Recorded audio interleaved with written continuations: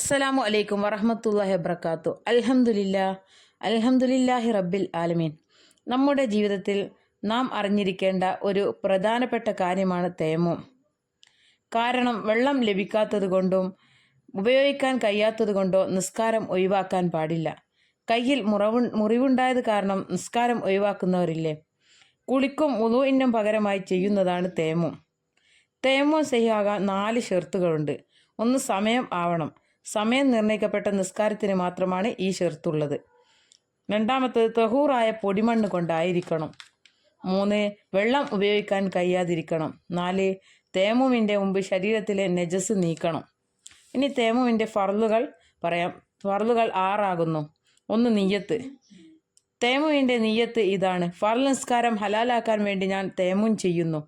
ഇപ്രകാരം നിയ്യത്ത് ചെയ്താൽ ഫർള് നിസ്കാരവും സുന്നത്ത്, മയ്യത്ത് നിസ്കാരം ഇവയെല്ലാം നിസ്കരിക്കാം. 2. മണ്ണ് അടിച്ചെടുക്കൽ.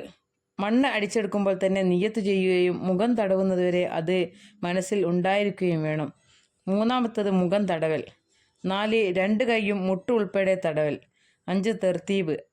6. 2 അടി കൊണ്ടായിരിക്കൽ. ഒരു തയമ്മും കൊണ്ട് ഒരു ഫർള് നിസ്കാരം മാത്രമേ നിസ്കരിക്കാൻ പാടുള്ളൂ. ഫർള്, കിഫായ, സുന്നത്ത് എന്നിവ എത്രയും നിസ്കരിക്കാം. 2ാമത്തെ അടിയിൽ മോതിരം ഊരിവെക്കൽ നിർബന്ധമാണ്. മുറിവുകൾക്ക് തയമ്മും ചെയ്യുമ്പോൾ മുറിവില്ലാത്ത സ്ഥലത്ത് പരമാവധി കഴുകണം.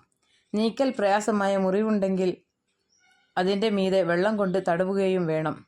ഓരോ അവയവത്തിൻ്റെ കഴുകലും തയമ്മും ചെയ്യലും കഴിഞ്ഞിട്ടേ അതിനുശേഷമുള്ള അവയവം കഴുകാൻ പാടുള്ളൂ. മുറിവുള്ള ഓരോ അവയവത്തിനു വേണ്ടിയും ഓരോ തയമ്മും ചെയ്യണം. 2 കൈയും 2 കാലും ഒരേ അവയവമായിട്ടാണ് പരിഗണിക്കുക. ആദ്യത്തിൽ ബിസ്മി ചൊല്ലലും മുഖം മേൽഭാഗം മുതലും കൈവിരലുകളുടെ തല മുതലും തടവൽ ആരംഭിക്കലും തുടരെ ചെയ്യലും സുന്നത്താണ്. വുളൂ മുറിയുന്ന കാര്യങ്ങൾ കൊണ്ടും മുർത്തദാവൽ കൊണ്ടും വെള്ളം ഇല്ലാത്തതിനു വേണ്ടി ചെയ്ത തയമ്മും വെള്ളം ലഭിക്കൽ കൊണ്ടും ബാത്തിലാവും. ഒരാൾക്കെങ്കിലും ഉപകാരപ്പെടുമെന്ന വിശ്വാസത്തോടെ.